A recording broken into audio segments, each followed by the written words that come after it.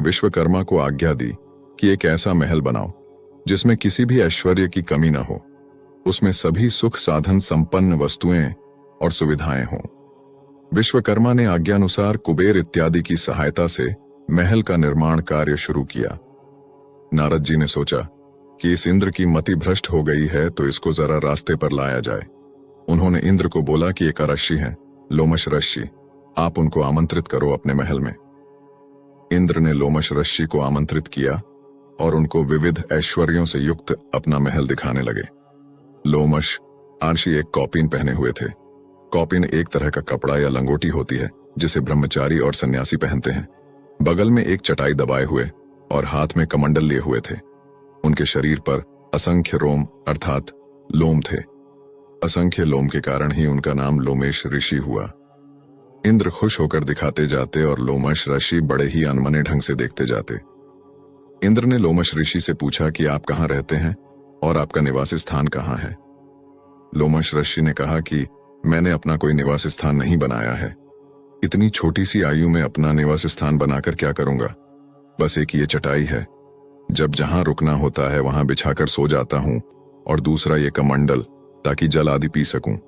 कहीं से भी शरीर को चलाने के लिए भोजन मिल जाता है। बाकी का जो समय है वह भगवत भजन में व्यतीत करता हूं। इतनी कम आयु में भगवान का भजन करूंगा या अपने लिए रहने और खाने पीने का प्रबंध करूंगा। बात करते करते इंद्र की नजर उनकी छाती पर गई, जहां सिक्के के बराबर स्थान खाली था। बाकी का सब जगह शरीर पर बाल ही बाल थे। इंद्र ने उस स्थान पर बाल न होने का कारण पूछा तो लोमश ऋषि ने कहा कि जब एक कल्प बीत जाता है तो मेरा एक रोम अर्थात लोम अपने आप झड़ जाता है, और भगवान शिव के वरदान के कारण जिस दिन मेरे सारे रोम झड़ जाएंगे उसी दिन मेरी मृत्यु हो जाएगी। इंद्रदेव सोचने लगे कि एक रोम एक कल्प बीतने पर झड़ता है। अब समझिए कि 360 दिनों का एक वर्ष होता है। चारों युगों की आयु 43,20,000 वर्ष होती है, जिसमें सतयुग की आयु 17,28,000 वर्ष है और त्रेतायुग की आयु 12,06,000 वर्ष होती है। द्वापर युग 8,64,000 वर्ष और कलयुग की आयु 4,32,000 वर्ष होती है। इन 4 युगों को चतुर्युग बोलते हैं। जब ये 4 युग या चतुर्युग जब 72 बार बीतते हैं तो उसे एक मनवंतर बोला जाता है। एक मनवंतर ब्रह्मा जी का एक दिन होता है। स्वर्ग के राजा इंद्र का जीवन काल 72 चतुर्युग अर्थात एक मनवंतर का होता है। ब्रह्मा जी के एक दिन में 14 इंद्र अपना जीवन काल पूरा करते हैं। ब्रह्मा जी की आयु 100 वर्ष की होती है और 14 मनवंतर का एक कल्प होता है। अगर एक कल्प वर्ष की आयु की बात करें तो एक कल्प वर्ष की आयु 1008 चतुर्युग के बराबर होती है और एक चतुर्युग 43,20,000 वर्ष का होता है। एक महाकल्प की बात करें तो एक महाकल्प 36,000 बार तीनों लोकों में प्रलय के बराबर माना जाता है। एक कल्प ब्रह्मा जी का एक दिन और एक महाकल्प ब्रह्मा जी का संपूर्ण जीवन काल माना जाता है। दिव्य महाकल्प में 7 बार श्री हरि विष्णु जी की साकार से निराकार स्वरूप हो जाते हैं और एक दिव्य महाकल्प में भगवान शिव जी की निराकार स्वरूप हो जाते हैं। और अगर इंद्रदेव की आयु की गणना करें तो इंद्रदेव का शासन काल 72 चतुर्युग अर्थात 4 युगों का समूह का होता है। अर्थात 72 चतुर्युग के बाद इंद्रदेव की मृत्यु हो जाती है।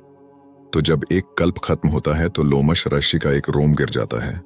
लोमश ऋषि की यह बात सुनकर इंद्र को बहुत बड़ा झटका लगा और बहुत लज्जित हुआ और फिर सोचने लगा कि मतलब असंख्य इंद्र इनके सामने आए और गए और अभी असंख्य इंद्र और ब्रह्मा इनके सामने आएंगे जाएंगे, फिर भी ये बोल रहे हैं कि मैं इतने कम आयु में क्या अपने रहने के लिए निवास स्थान बनाऊं, और एक मैं हूं जो अपनी क्षुद्र सी आयु में सभी ऐश्वर्यों से युक्त महल बनवा रहा हूं। बस उसको आत्मज्ञान हुआ, अहंकार नष्ट हुआ और वह तुरंत उनकी शरण में चला गया। इसलिए मनुष्य को जितना आवश्यक है जीवन निर्वाह के लिए उतना ही रखे और कोशिश करे कि अधिक से अधिक गरीब असहाय जरूरतमंद की सहायता करे, ईश्वर की भजन भक्ति करे और जो ईश्वर ने दिया उसमें संतोष करे और उनका आभारी रहे। कितना ही अच्छा कर लें फिर भी लोग कमी ही क्यों निकालते हैं? ये एक बेहद महत्वपूर्ण प्रश्न है। इसने मुझे भी लंबे समय तक परेशान किया था और जब मुझे इसका उत्तर मिला तो मैं पूरी तरह से कन्विंस हो गया। इसे हम इस तरह से समझें तो ज्यादा सरल होगा। मैं अपने माता पिता या दोस्त की बात से सदा पूरी तरह से सहमत होता हूं, 100%। उसमें कभी कोई कमी मुझे नजर नहीं आती। और मेरी इस बात से कितने लोग सहमत होंगे? चलिए आपसे ही पूछते हैं कि क्या आप सहमत हैं? नहीं, वे स्वयं सहमत नहीं हैं। हम साधारण लोगों की बातों की तो छोड़ दीजिए, क्या हम भगवान की हर एक बात से पूरी तरह से संतुष्ट होते हैं? आप अपने आप को आस्तिक मानते हैं तो यह कहने में शायद संकोच करें कि ना कहें या मन ही मन कहते हैं, प्रश्न पूछते हैं। और जो अपने आप को नास्तिक मानते हैं, भगवान के अस्तित्व को स्वीकार नहीं करते, वे खुलेआम कहते हैं। आखिर ऐसा क्यों है? लोग कमी क्यों निकालते हैं? आपको लगता है लोगों में कमी है, वे समझते नहीं कि मैं कितना अच्छा कर रहा हूं, नासमझ है, बेवकूफ हैं, आदि आदि। पर मैं कहूंगी इसमें कुछ भी आश्चर्य नहीं, यह बिल्कुल स्वाभाविक है। और यदि इस सिद्धांत को आप समझ जाएंगे तो आप यह प्रश्न नहीं पूछेंगे और न ही अपना दिमाग खराब करेंगे। संसार में 4 प्रकार के लोग हैं। ये तो आप मानते ही हैं कि संसार में अलग अलग प्रकार के लोग हैं। हर एक की पसंद नापसंद अलग अलग है। आपको चावल खाना पसंद है तो किसी को रोटी, आपको शाम का समय पसंद है तो किसी को सुबह का, आपको चाय पसंद है तो किसी को कॉफी। तो क्या उन्हें आप गलत कहेंगे? नहीं, कदापि नहीं। तो आपकी नजर में जो सही है वह सभी की नजर में सही हो, यह जरूरी नहीं। इतना सिद्ध हो गया। अब अगला पॉइंट, आपको और आपके दोस्त दोनों को कॉफी पसंद है और इसीलिए आप सुनकर बेहद खुश हो गए। अब हमारे बीच कोई झगड़ा नहीं होगा। पर जब कॉफी बनाने लगे तो उसने कहा कि मुझे तो ब्लैक कॉफी पसंद है, स्ट्रांग, और आपको वह कड़वी कॉफी तो बिल्कुल भी पसंद नहीं। जरूरी नहीं कि आप दोनों की पसंद का स्तर भी समान हो, यहां पर भी मतभेद हो सकता है। अब मैं पहले पॉइंट पर आ जाता हूं। संसार में 4 प्रकार के लोग हैं। पहला सात्विक, दूसरा राजस, तीसरा तामस और चौथा निर्गुण। हमारे शास्त्र कहते हैं हमारे बीच मतभेद का कारण है गुणों में असमानता। आपके आसपास देखिए, कोई सात्विक है, कोई राजस, कोई तामस। आखिर कैसे सबकी बातों में समानता हो? और मजे की बात तो यह कि ये गुण भी पल पल बदलते रहते हैं। देखिए, कल आप एक रोमांटिक मूवी देखकर खुश हो रहे थे, पर आज आपका कॉमेडी देखने का मूड है।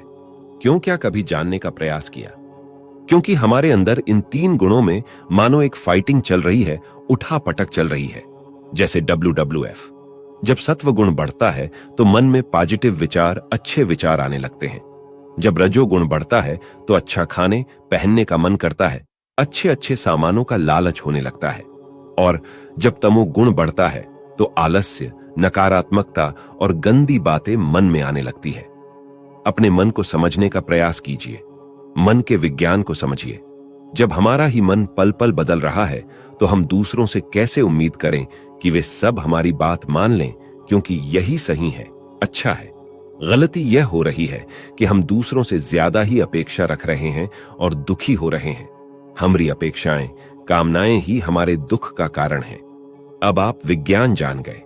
अब जब कोई आपकी बात का विरोध करे तो सोचिए, ठीक है, हमारे गुणों में अंतर है, मैं कैसे उम्मीद करूं कि वह ऐसे ही मेरी बात मान लेगा?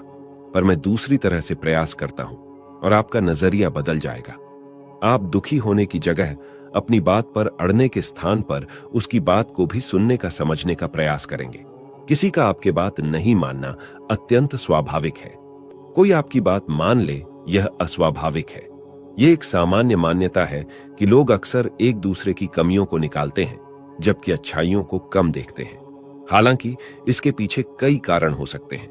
भ्रम, बहुत से लोग अपने आप को सबसे बेहतर मानते हैं और अन्य लोगों को तुलना करते समय उनकी कमियों पर ज्यादा ध्यान देते हैं।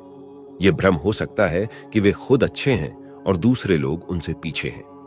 स्वार्थपरता, कुछ लोग अपने ही स्वार्थ को पूरा करने के लिए दूसरों को नीचा दिखाने का प्रयास करते हैं। इसके माध्यम से वे खुद को सबसे बेहतर और प्रभावशाली बताने की कोशिश करते हैं।